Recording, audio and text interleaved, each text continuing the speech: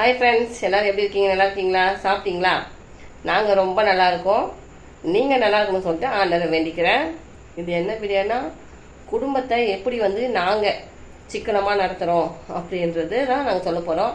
நாங்கள் ரொம்ப ஏழ்மையான குடும்பமும் கிடையாது, ஆடம்பரமான குடும்பமும் கிடையாது.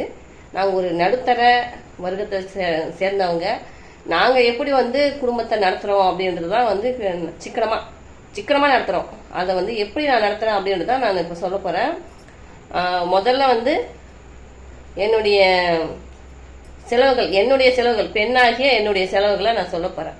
என்னென்னா, இப்போ பெண்கள் முகத்துக்கு போடுறதுக்கு நிறையா அது என்னென்னமோ க்ரீம்லாம் யூஸ் பண்ணுறாங்க. அப்போ தலையில் தடவுறதுக்கு முடி ஷைனிங்காக இருக்கணும் அப்படின்றதுலாம் நிறையா வீண் செலவு பண்ணுறாங்க. அதுக்கப்புறம் தலையில் பூ அளவுக்கு மீறிய பூ வைக்கிறாங்க. அப்புறம் புடவைக்கு மேய்ச்சா வளையல், சில பிரேத்து இதெல்லாம் போடுறாங்க. நான் அப்படி கிடையாது. நான் குடும்பத்தை சிக்கனமாக நடத்தணும் அப்படின்றதுக்காக நான் முகத்துக்கு எதுவுமே போட மாட்டேங்க. ஃபேர் அண்ட் லவ்லி மட்டும் தான் போடுவேன். அதுவும் சின்ன 5 ரூபாய் பாக்கெட் ஒன்று வாங்கி போடுவேன், அவ்வளோதான். பவுடர்லாம் அடிக்க மாட்டேன். பாருங்கள், என்னுடைய முகத்தில் இப்போ க்ரீம்லாம் போடுறவங்களுடைய முகத்தில் பாருங்கள், நிறையா சின்ன சின்ன பருக்கள்லாம் இருக்கும், நிறைய முகப்பொருட்களாக இருக்கும். நான் எதையுமே போட மாட்டேன். உண்மையா தானே மாமா? உண்மையா? உண்மை தானே? வேகமாக சொல்லு. நான் எதுவுமே போட மாட்டேங்க. அது என்னுடைய சிக்கனத்தில் அதுவும் ஒன்று தான். அது வேஸ்ட்டாக முகத்துக்கெல்லாம் அது இது வாங்கி போகிறது, அது என்னுடைய வீண் செலவாக நான் நினைப்பேன். அதே போல் பூ அளவுக்கு மீறி 3 முழம் 4 முழம் தள்ள வைப்பாங்க. அந்த மாதிரிலாம் நான் வைக்க மாட்டேன். காசு கொடுத்து வாங்க மாட்டேன். பூவே எங்கள் செடியிலேருந்து பறித்து வைப்பேன். அதை ஏன் வாங்கி வைக்க மாட்டேன்னா, காலையில் வச்சா சாயந்தரம் மாறி கீழே தான் தூக்கி போட போகிறோம். அதை 30 ரூபா கொடுத்து 40 ரூபா கொடுத்து 50 ரூபா கொடுத்து வாங்கி அதை காலையில் வச்சு சாயந்தரம் எடுத்து வாடி போகிற பூக்கு ஏன் அவ்வளோ காசு செலவு பண்ணணும் அப்படின்னு தான் நினைப்பேன். ஆனால் பெண்களுக்கு பூ முக்கியம்தான். இருந்தாலும் அதிகமாக காசு கொடுத்து வாங்கி வைக்க மாட்டேன். அது என்னுடைய சிக்கனத்தில் ஒன்று. அதுக்கப்புறம் புடவைகள், துணிமணிகள்லாம் அதிகம் எடுக்க மாட்டேன். என்னென்னா, வருஷத்துக்கு ஒரு புடவை. தீபாவளிக்கு தான் எடுப்போம். எங்களுடைய பசங்களுக்கும் அப்படி தான். தீபாவளிக்கோ பொங்கலுக்கோ ஏதோ ஒன்றுக்கு தான் ட்ரெஸ் எடுப்போம். அடிக்கடி இந்த பிறந்த நாளுக்கு, கல்யாண நாளுக்கு, அப்புறம் சில விசேஷங்களுக்கெல்லாம் துணிமணிகள் எடுப்பாங்க இல்லையா, அந்த மாதிரிலாம் நாங்கள் எதுவுமே எடுக்க மாட்டோம். அதுவும் என்னுடைய சிக்கனத்தில் ஒன்று.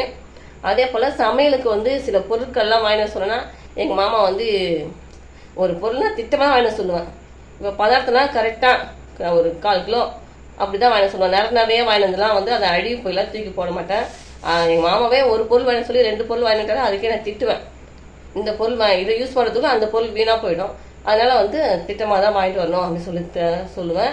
அதுக்கப்புறம் சமையலில் இன்னொன்று என்னென்னா, அரிசி எடுக்கும்போது என்ன பண்ணுவேன், இப்போ 2 கிளாஸ் நாங்கள் போடுவோம்னு வச்சிங்களா, அந்த 2 கிளாஸில் அளந்து எடுத்துக்கிட்டு மறுபடியும் கொஞ்சோண்டு அரிசி எடுத்து திரும்ப நம்ம அரிசி இருக்குது இல்லையா, அதிலே போட்டுருவேன். பெண்கள் அதிகமாக வீண் செலவு பண்ணுறது எதுன்னு பார்த்தீங்கன்னா, இந்த ஜாக்கெட் தைக்கிறாங்க பார்த்தீங்களா, இதில் தான் அதிகமாக வீண் செலவு பண்ணுறாங்க.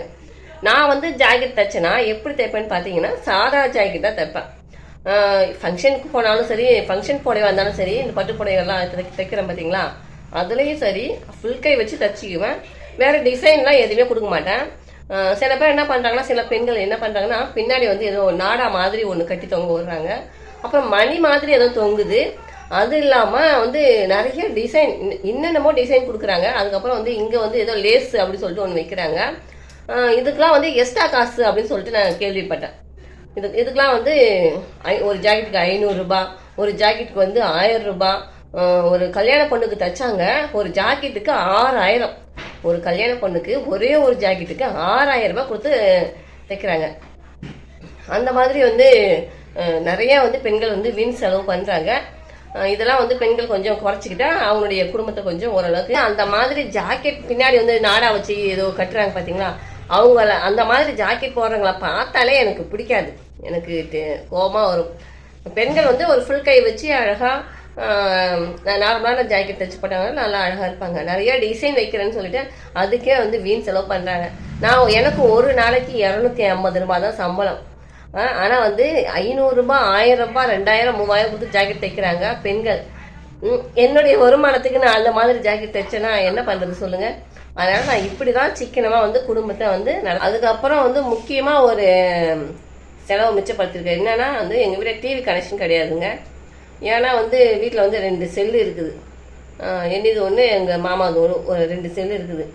பசங்க வந்து ஸ்கூல் விட்டு வரதே நைட்டு தான் வராங்க. நானும் வேலைக்கு போனால் சாயந்தரம் தான் வருவேன். இது 7 மணிக்கு ஆகிடும் வர்றதுக்கு. எங்கள் மாமாவும் வந்து நைட்டு தான் 9 மணிக்கு ஆகும் வர்றதுக்கு. இப்படி இருக்கும்போது டிவி யாருமே பார்க்கறது கிடையாது. எல்லோரும் அப்படியே வரவங்க இந்த செல்லில் தான் கொஞ்சம் நேரம் பார்க்குறாங்க. அப்போ வந்து டிவி வந்து யாரும் பார்க்காம அது வந்து வேஸ்ட்டு செலவு தானே. அதுக்கு மாதம் 300 ரூபாய் நம்ம ஏன் கட்டணும் அப்படின்னு சொல்லிட்டு டிவி கனெக்ஷன் எடுத்தாச்சு. நாடகம்லாம் நாங்கள் பார்க்க மாட்டோம். அதுக்கப்புறம் எங்கள் மாமாவுடைய செலவு, இப்போ என்னுடைய பெண்ணாக நான் வந்து இந்த அளவுக்கு நான் சிக்கனப்படுத்துகிறேன். ஆடம்பர செலவு பண்ண மாட்டேன், நகை நட்டு அதிகமாக எடுக்க மாட்டேன். விற்கிற பொருட்கள்லாம் வந்து முகத்துக்கு போகிறதோ தலைக்கு போகிறதோ மேட்சாக எடுக்கிறதோ அதெல்லாம் எடுக்க மாட்டேன். அது ஒரு தேவையில்லாத ஒரு செலவு அப்படின்னு சொல்லி சமையலில் வந்து சில பொருட்கள் வந்து குறிப்பிட்ட அளவு தான் வாங்கிட்டு வரணும். அதுக்கு மேலாம் வாங்கிட்டு வரக்கூடாது. வாங்கிட்டு வந்தால் வீட்டில் சண்டை தான் நடக்கும். சரியா மாமா? அளவுக்கு மீறி வந்து திட்டுவேனே, கரெக்டாக வாங்கிட்டு வரணும். அளவுக்கு மீறி வாங்கி காசுக்கு வந்து வீணாக்கக்கூடாதுன்னு சொல்லி திட்டுவேன்.